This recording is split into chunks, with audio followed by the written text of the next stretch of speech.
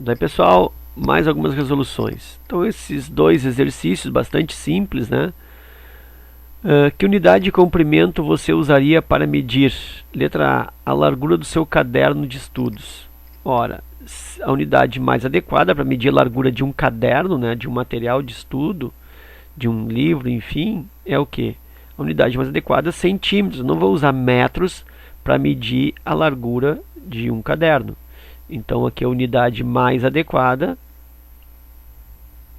centímetros. Embora eu possa medir a largura do caderno, por exemplo, em quilômetros. Vai dar 0,0000 alguma coisa quilômetros, mas também pode. Só que em termos de mais adequado, né, o recomendável, né, o mais lógico é utilizar aí centímetros para a largura do caderno. Da mesma forma, a unidade utilizada para medir a distância entre duas cidades. Eu posso medir em metros, eu posso medir até em centímetros, mas como se mede normalmente distância entre cidades? Utilizando quilômetros. E a altura de um prédio de 20 andares, normalmente se usa que unidade? Se usa metros, né? Então um prédio de 20 andares, aí tem lá, sei lá, em torno de 40 metros, 45 metros, 38 metros, coisa que o valha, tá? Então a altura do prédio em metros, distância entre cidades em quilômetros e largura do caderno em centímetros.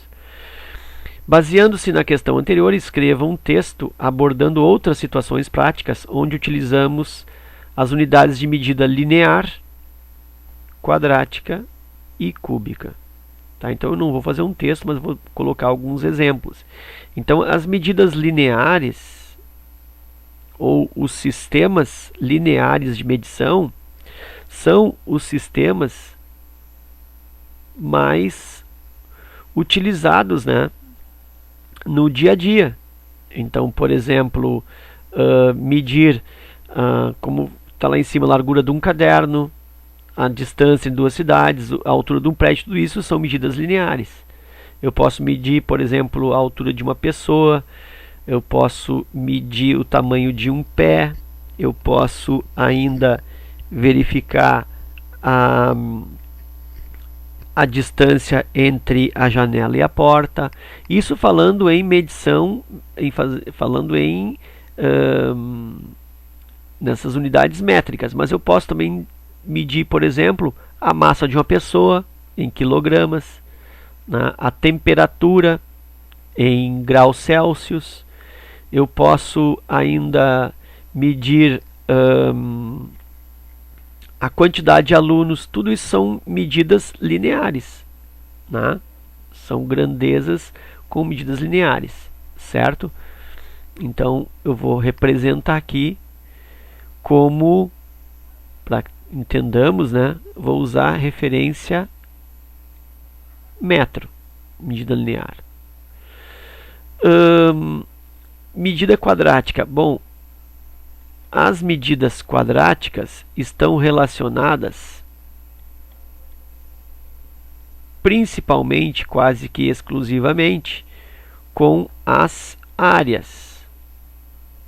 Então, quando eu vou medir a área de alguma coisa, eu utilizo como unidade de medida grandezas ou informações quadráticas. Por exemplo, se eu vou medir a área da sala de aula, a área de um quarto, a área vai ter como resposta metros quadrados como unidade.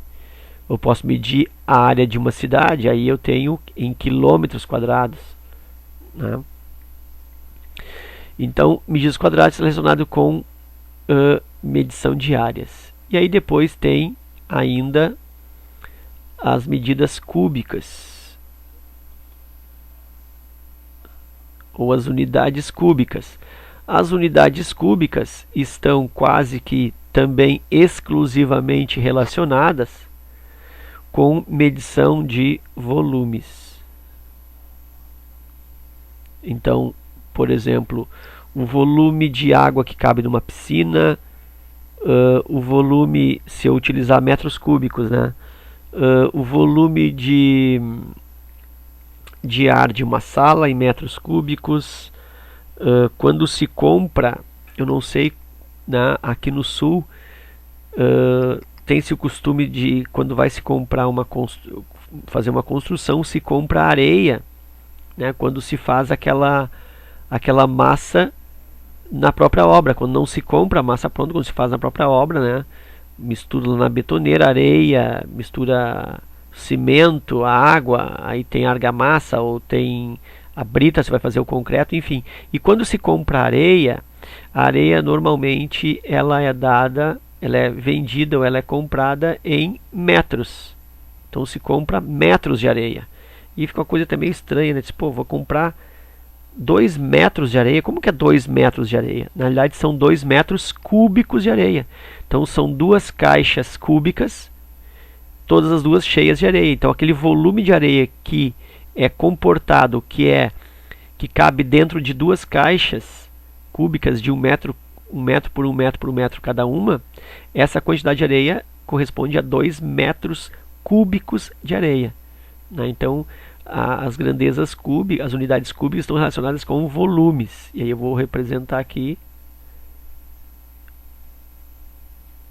os metro cúbico, certo? Bom, então grandeza linear mede as situações mais usuais do dia a dia, quadráticas relacionadas a áreas e cúbicas relacionadas a volume. Espero que vocês tenham aproveitado.